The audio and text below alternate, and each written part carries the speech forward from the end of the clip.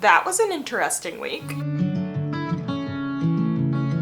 Hi everyone, welcome back to the channel. My name is Cameron. If you have been here before, I'm so glad to see you again. If you haven't been here before, I make videos on books and reading and all sorts of things like that. And today I'm going to tell you about some of my favorite non-fiction reads that I've read in the last 2 years. So I'll just kind of break it down for you by category. We have kind of a learning new things category, and then I have a true crime category, memoirs, and then memoirs kind of combined with history, like I guess a historical memoir. I don't know.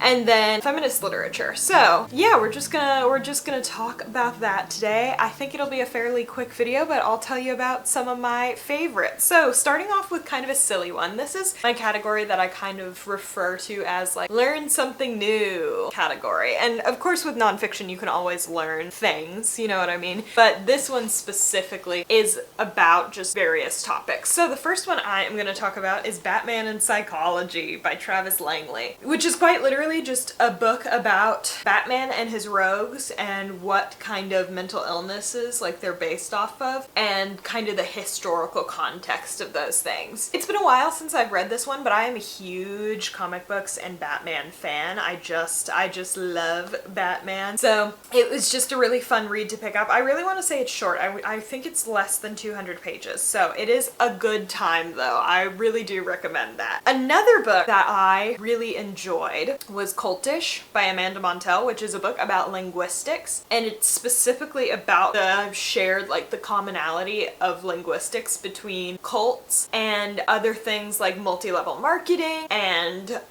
workout things like CrossFit. So it's actually very, very good. She also wrote another book that I still haven't been able to grab yet at my library, The Age of Magical Overthinking, I think is what it's called. But Cultish was just excellent. I thought it was so interesting and I learned so much from it. Oh, it was so good. Another one that I thought was really interesting was a book called Confessions of a Funeral Director by Caleb Wilde, who is a funeral director, and it talked about how working with death kind of helped him like appreciate life more and enjoy life more. I thought it was very good. It is religious because the author is a Christian, so if that's not really your vibe, that is totally okay. I personally am not hugely religious, but I still read it and very much enjoyed it. I had a good time with that. One that I literally just finished days ago, I finished on Tuesday night, was a book called Jesus and John Wayne by Christen du Mez. And it is literally about why white evangelicals in America tend to vote more right-leaning and what kind of the historical background of that and just the author's own personal thoughts of like what was the turning point and things like that. I thought it was very, very interesting. It was historical and I read it kind of in a perfect timing, and that's all I'll say about it because it showed itself to be true once again. So yeah. And then a current read, this is the only current read I'm going to talk about today, but something I am currently reading is a book called How to Hide an Empire by Daniel Emeroir. And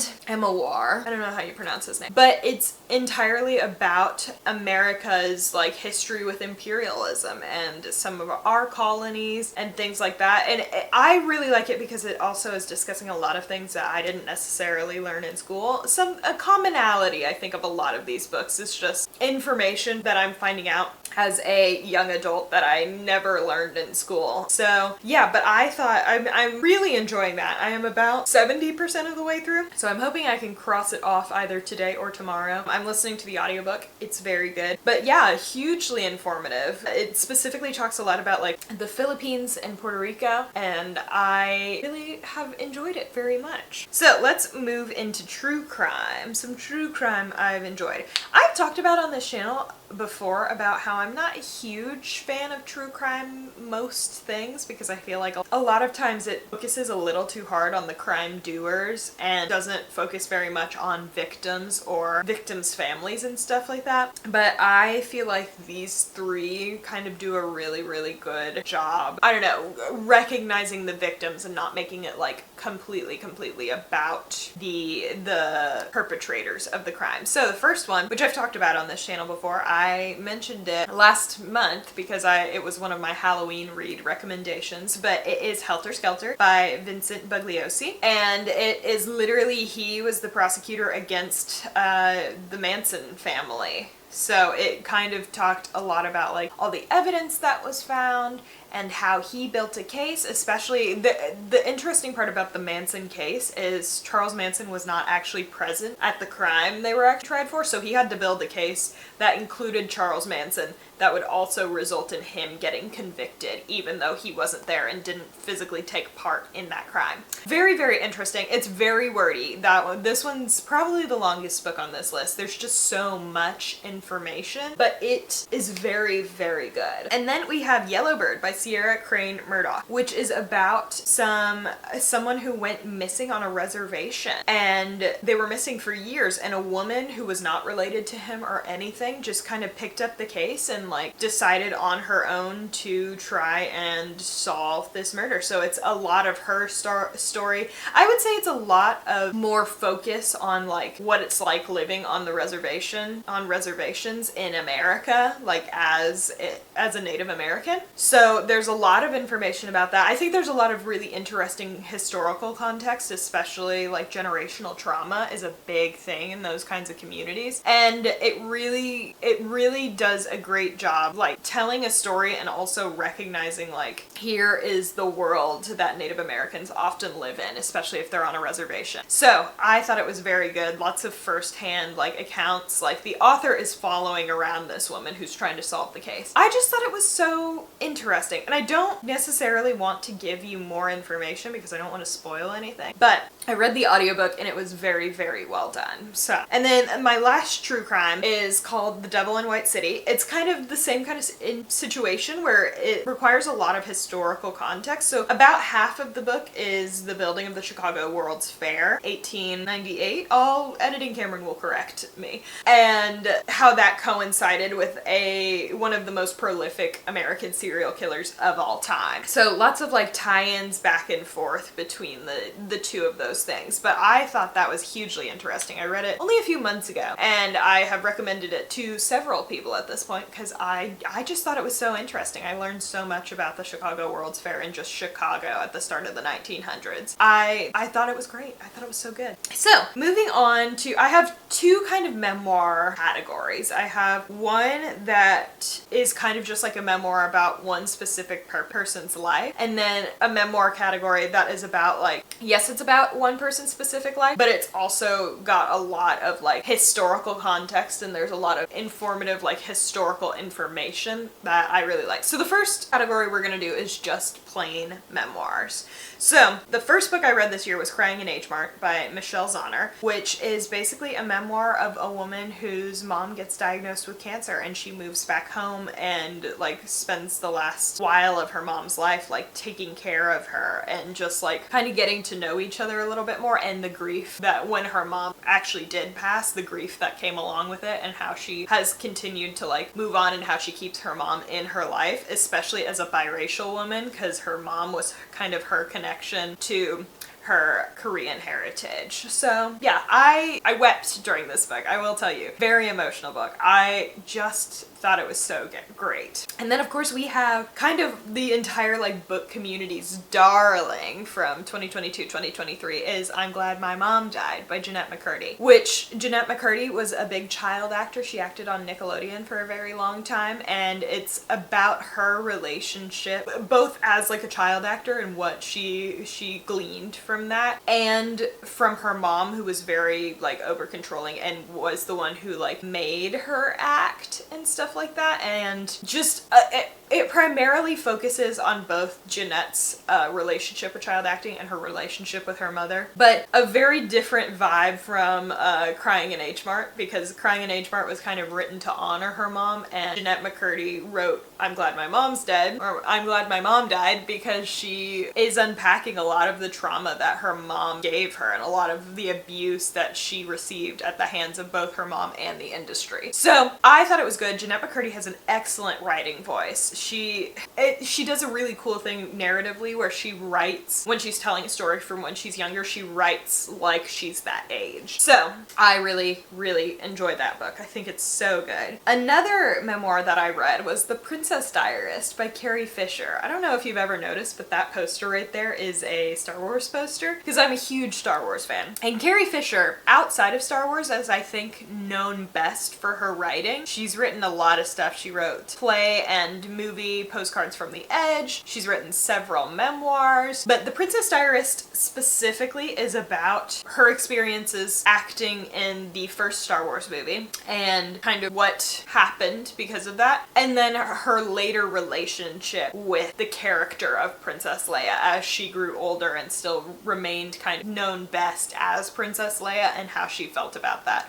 I think it's so interesting to hear perspectives of actors who are most known for one part, like in the cultural zeitgeist. Like, I know Leonard Nimoy, who played Spock, wrote 2 separate kind of biographies, opinion pieces. One was called I Am Spock and one is called I Am Not Spock. So I always think it's interesting knowing what these people feel about, sorry, my door just cracked. Knowing what these people feel about, like, the characters and how they recognize that the characters mean a lot to other people, but it's also like it was one acting gig they had one time. So I don't know. I think that, and it was so, she's so whip smart and she was such a good writer. Like, it's a shame she's not better known for her writing, because Carrie Fisher is just an extraordinary writer, but she also has a really distinct voice, and I really, really enjoy The Princess Diarist. And then I read Fun Home earlier this year by Alison Bechdel, which is I won't say it's an easy read for sure, but it's a graphic novel just kind of talking about her and her dad's relationship and how her father was a closeted gay man and she grew up and came out as a lesbian, and how that's affected.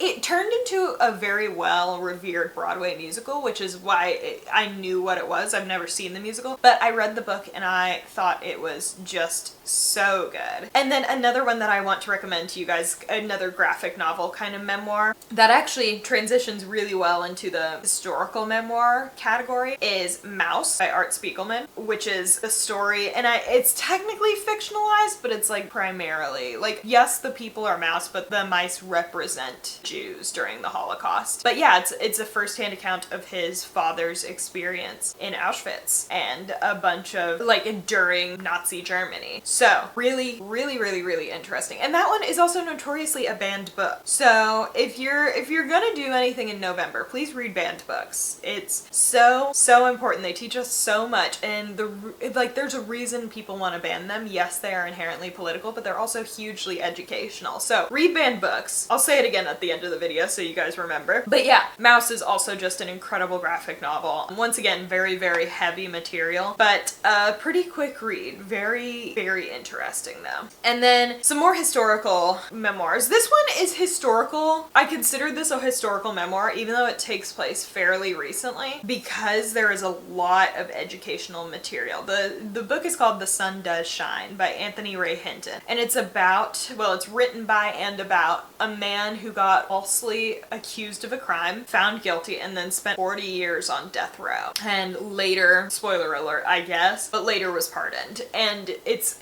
his whole experience with that and his personal, like, story. It's a memoir, but it also includes so much information about the US prison system and incarcerated people in the US. And I'll loop back around to this topic later because there's another book I want to recommend you kind of a little bit on the topic. But it was so interesting to read from a first-person perspective of being incarcerated. So another one that I recommend, which is also recent but does require a lot of historical context, is I Am Malala by Malala Yousafzai. And it's her life story, but it's about, like, her growing up, and, like, she is now a very big, like, proponent in the movement for women's education in third world countries. She's a big deal. She won a Nobel Prize because of her work in this, but it's about her life as she grew up in Pakistan up until she got shot in the head by the Taliban for trying to, like, help girls receive education. It is so interesting. She's such an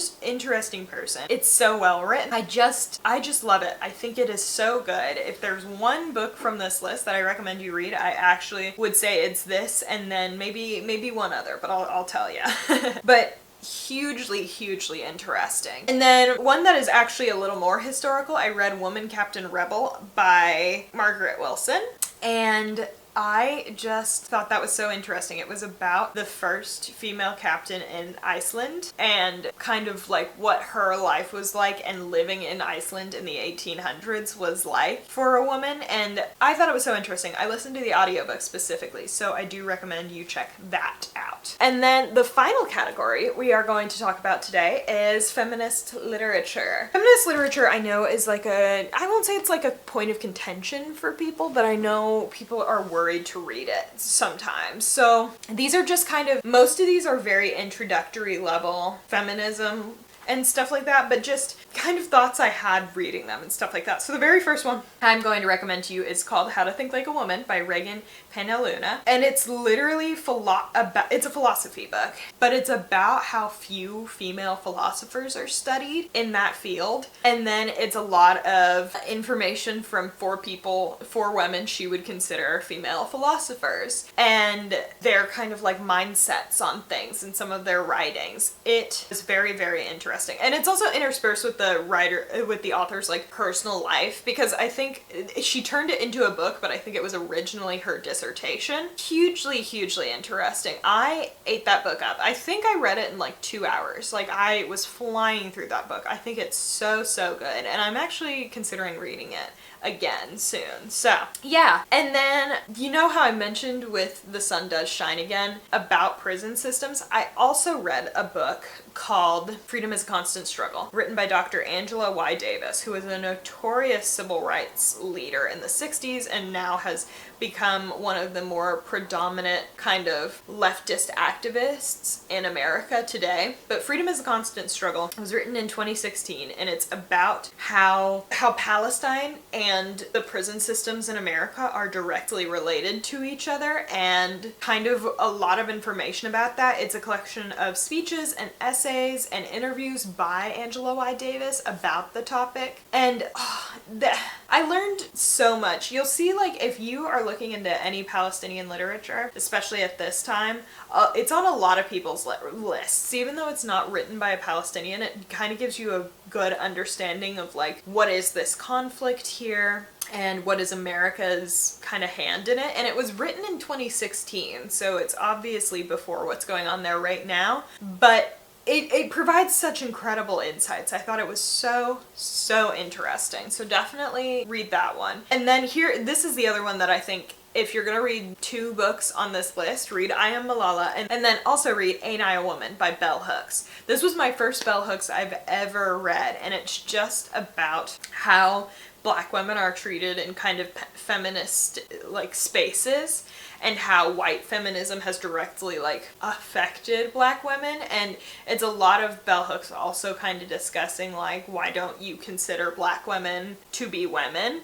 And I learned so much from that book. I think it was so important. I think anyone who claims to be a feminist, which I have no doubts, I didn't want to make it seem like I thought you were lying, but if anyone who claims to be a feminist, I feel like this is absolutely required reading on the topic. It is so interesting. I plan on reading a lot more bell hooks soon. I haven't looped back around to it yet, but she is so good. And Dr. Angela Y. Davis is also someone who I plan on reading a lot more of, both of them. So yeah, but specifically those 2 books were their first books I read of their works that I just really recommend. And also, just as kind of an aside, you're gonna learn a lot more about politics and feminism and just like being a good person if you're listening to Black women around you or you're reading literature by Black women. That's an aside. Don't mind me, that's an aside, but I do sincerely hope you take it up. If you're planning on doing any research or want to do any more feminist readings, please read books written by Black women. Please. Another book that I read that is kind of about queerness is called Greedy by Jen Winston. And it's her experience being bisexual, but it's also just like how the queer community and straight people treat bisexual people, and how it's very hard to feel like you belong in one group or the other because you have attractions to many people. And it's a lot of her personal experience. I debated putting this in memoir, but I found that I didn't learn so much on this because it's a very introductory level of queerness and specifically bisexuality. But I do recommend it if you are interested in reading any more about that topic. I thought it was very, very interesting. And then for Disability Pride Month, which I believe takes place in June, editing Cameron will correct me on that, I read Demystifying Disability by Emily Ladau, which is just kind of a guide of like how you should behave around disabled people. Spoiler alert, don't behave weird around them. Like, just don't be weird. But it was just a kind of guide on how disabled people live, how able-bodied people should behave and treat them, how able-bodied people can be good allies to them. It was very, very good. And she also gave like a really, really good list of books to check out after like you finish her book. And the next one I'm going to talk about was actually recommended from that list, and that is called Disability Visibility, which was written by various authors. It's a collection of essays written by various disabled people about a whole array of topics, and it's super digestible, it's very interesting, and it did definitely open my eyes a lot more to disabled people. And disabled people are the biggest minority group in the world. Like, it's also one of the few, it's also like one of the few minority groups that you can become disabled at any point in your life. And I thought it was very, very interesting, and I really recommend you check it out. Like, listen more to Black women and to disabled people. If you want to be a good feminist and you're working to become a good ally, those are the people that I, a white able-bodied person, am going to recommend to you, because I feel like I've personally learned so much, and I hope I've become a better ally because I've read these things. And then the final book that I recommend, which is an excellent introduction to feminism, to specifically intersectionality in feminism, is Hood Feminism by Mickey Kendall, which is just about the best ways to be a feminist should be going out into your community and helping other people and building connections and stuff like that, from the perspective of a Black woman, of course, who always gets the rough hand of the deal when it comes to feminism, particularly performative or white feminism. So that's another one that I recommend you check out. Definitely Malala, Ain't I Woman, and Hood Feminism. Probably start with Hood Feminism. But yeah, so that is what I have for you today. I yapped in this video a lot longer than I kind of thought I was going to. So thank you for sticking around and watching this video. If you have any recommendations for me based on any of these topics that you've read, or honestly, if you just read a book, a nonfiction book that you just thought was so interesting and you just want to talk about it, please comment down below. I love hearing good nonfiction recommendations because I do think they're so interesting. And I'm also trying to build up reading more nonfiction and learning more about the world around me. But yeah, please comment below. If you enjoyed this video or you liked any of the recommendations or anything, consider liking this video. If you have seen one or more of my videos and have enjoyed them, go ahead and click a little subscribe down below. That would be great. Yeah, so I hope you all are well, especially those who might have been watching American politics in the past week. If you need absolutely anything, if you just want to vent, feel free to comment down below. I guarantee I feel very, very similar, and I am also a big fan of seeing when something like that happens, learning to become a better support system for the people around us, and learning to take action. And one of the best ways to do that is by reading some books about the topics. So I just hope you all are doing well. And then, yeah, that is what I really have for you today. So please pick up some banned books. Read a lot about banned books. Of course, go get involved in your community. there are lots of grassroots organizations near you. Just find a cause that you're passionate about. If you're passionate about solving hunger, you can volunteer in a soup kitchen. If you're passionate about educating children and honestly adults who maybe never completed high school, go find an organization with that. That is truly one of the best things you can do to make the world a better place, is just getting involved.